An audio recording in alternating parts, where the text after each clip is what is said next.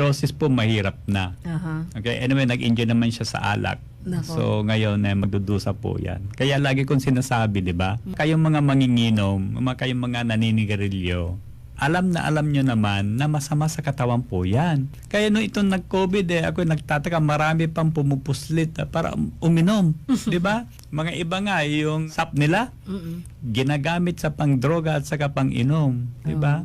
Spend your life something that is worthier. Di ba? Kasi katulad dito, liver cirrhosis. Siguradong, ewan ko lang kung may family yan. Diba? So, he enjoyed drinking. Kasi, ang taong nagkakaroon ng liver cirrhosis, dalawa lang po yan ang common. Is either manginginom ka o tinamaan ka ng hepatitis B. But more sa manginginom. Anyway, he enjoyed naman before. Ito po yung kabayaran nun. Ang liver kasi natin is 96% water.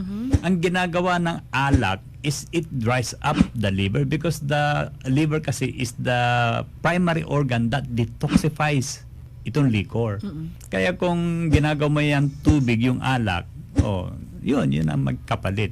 So ngayon, ang nangyari is nagkaroon ng fibrosis ngayon yung liver. So yung dugo, hindi basa-basa makakadaloy dyan. And aside from that is yung functional liver is also affected.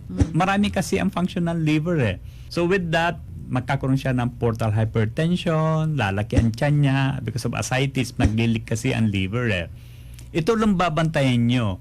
Oras na sumuka po yan ng dugo at dumumi ng dugo, araw ng ambilang po niyan. So please prepare.